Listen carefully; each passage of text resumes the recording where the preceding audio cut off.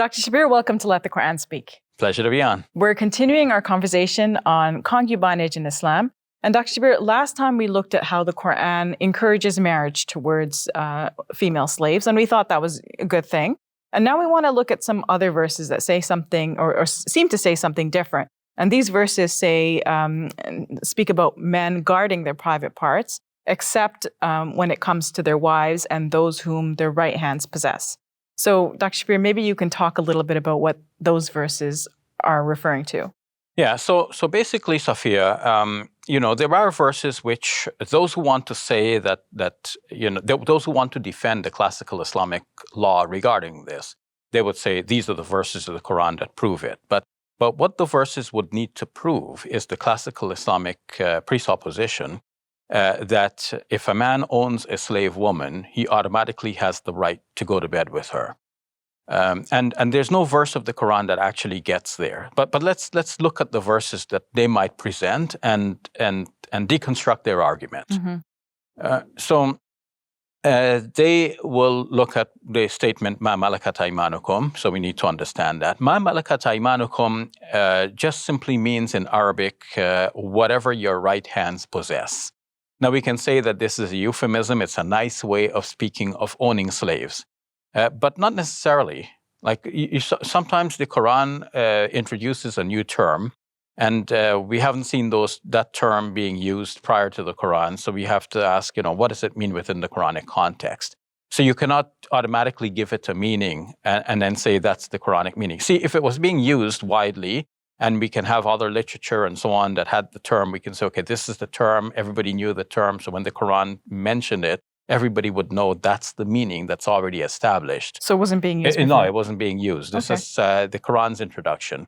So if we take it to mean the ownership of slaves, when we can say, okay, this is a nice way of the Quran speaking of owning slaves, because what is in your right hand, this is usually something honorable.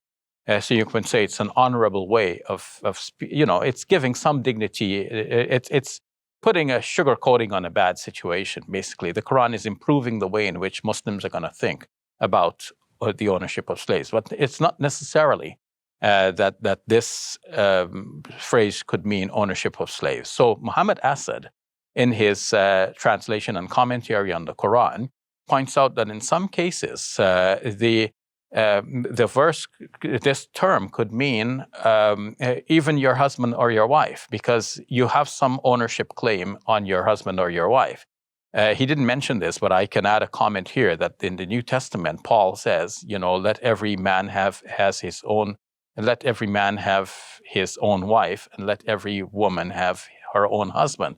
So the idea of having or possessing is there in what Paul wrote. Mm-hmm. But the verses already mention wives, right? They mention wives and right hands and what your right hands possess. Actually, it doesn't mention wives specifically. It mentioned azwajukum. Azwaj is the plural of zawj, and zawj in Arabic could mean just one of a pair. As Dr. Maurice Bouquet pointed out in his book, The Bible, the Quran, and Science, you can use the word zawj to refer to one of a pair of shoes. Because they're paired with each other. Zawj just means a pairing. So the Quran says, no zawijuhum, we pair them. Mm-hmm. So it's a pairing of two things. But both things are mentioned, right? Like azwaj and aw ma malakat aymanuhum. So two different things. Yes, but it would seem like they're two different things. Yeah, but the point I was getting to is that azwaj could be both male or female. If we say zawja in Arabic, that's definitely female. Mm-hmm. But if we say zawj, it could mean we could ask a guy, "How is your zawj?" Mm-hmm. Of course, in Muslim culture, people don't ask other men about their wives because a man is going to ask why you're interested in my wife. But zawj could mean either a husband or a wife, and the plural azwaj is again either husbands or wives. Whereas zawjat, the plural of zawja, is definitely female. Zawja is the singular wife, and zawjat, plural wives. And in the verse in question, where, for example, in Surah 23, verse number 6, and also in Surah 70, verse number 30, where it says, "Illa ala azwajihim aw ma malakat aymanuhum," except with regards to their spouses. That would be the best translation, or what their right hands possess. Now, here is where Mohammed Asad comes in. And he says that the word aw in Arabic can, just as in English, sometimes it can be, a toss-up between two things. Like we're asking a person, do you want coffee or tea? Mm-hmm. So it's either this or that. But sometimes or, even in English, can be used to give you another way of saying the same thing. So he shows that this occurs in the Quran as well. And in this case, the or is not a choice between this and that, but it is really another way of speaking about the same thing. So when the Quran says, except with reference to your spouses or your right-hand possessions, it's not talking about a different category, but it's your spouses again. The fact that you have some ownership claim on your spouses. It's what we might say by the introduction of the term in other words. So the Quran is saying, except those who guard their private parts, except in the presence of their spouses. In other words, in the presence of their right-hand possessions. So it's another way of speaking about the spouses.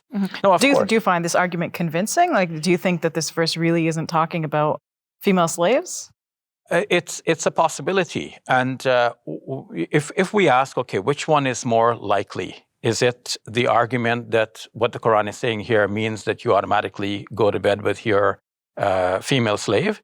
Or is the Quran, given whatever else we know from the teachings of the Quran on the whole, is the Quran here saying that you go to bed with your spouses? Mm-hmm. In other words, with your right-hand possessions, meaning your spouses. So one might say, okay, well, the Quran did not have to have this wordiness about it. But there are many such arguments, like you can pick at the Quran in many places and say the Quran did not have to say it this way, did not have to use these extra words, and so on. But to me, that is the better position to take. It's better to give that interpretation to this verse than the one which has been traditionally given. But there is more. There's more. See, if we take the verse literally, as usually those who are following the classical Islamic law on a question like this, they're insisting on, let's take it literally. It says so it must mean exactly that. And let's take it word by word exactly the way it says. Okay, so let's take it exactly the way it says. We've already said that, azwajukum could mean like both male or female, right? Mm-hmm. So that means the verse could be addressing women just as it addresses men. Take the beginning of Surah 23. So we were looking at the 6th verse, but the discourse began with verse number 1. Qad aflaha al-mu'minun. Successful are the believers. Mm-hmm. Now the term mu'minun there is in the masculine gendered plural, but we know that unless there is some reason for limiting the reference, it refers to believers altogether, male and female.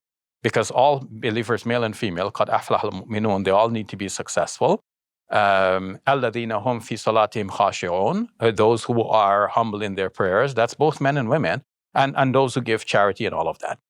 Do all of the things that are mentioned in these 6 verses. So why are we going to make this one refer only to men who have the permission to sleep with their slave girls? Why wouldn't we say, okay, so women would also have the right to automatically sleep with their male slaves? And of course, if you want to make it even more ridiculous, you can say, okay, anyone can sleep with any one of the genders because it doesn't specify. You want to take it literally. If we want to say to the literalist, you want to take it literally, exactly the way it says, word for word, well then, these are all of the literal implications. But we're not going to take it so literally word for word. Yes, we will give due consideration to the literal meaning, but that's one stage of the analysis. The analysis has to continue to look at the whole context of the Quran, the moral and the ethic which the Quran is teaching us. And we've already seen so many passages where the Quran is telling the people to marry off the slave girls. So it's either one or the other. You're not going to marry them off and also make them concubines. It's one or the other. So when the Quran is emphasizing marry off these slave girls, how do we just imagine that a certain other verse, vague as it is telling us that the men automatically have the right to sleep with the slave girls as concubines, in which case they don't have to marry them off? This would be a contrary thing. So in the end, we have to say that those who are saying that the man has the automatic right to sleep with his slave girl as a concubine, and they want to pin that on the Quran, there is no verse of the Quran that actually gives them that license. They might interpret these two verses, which we have just mentioned, but in interpreting it the way they did, they are not really either taking it literally, or, because we've seen the problems in taking it literally, nor are they taking it within the context of the Quranic teachings on the whole. So that's an interesting theory, Dr. Shabir. I can see some objections. I can think of some objections in my mind, actually, as you speak. But I think we'll leave that for the conclusion. Next time, we'll look at the Prophet Muhammad and if the Prophet Muhammad actually practiced sex with slaves as well. So we'll look at that. So thank you for your time, Dr. Shabir. You're welcome. If you enjoyed this video, click like and subscribe. And please donate to support our work at QuranSpeaks.com.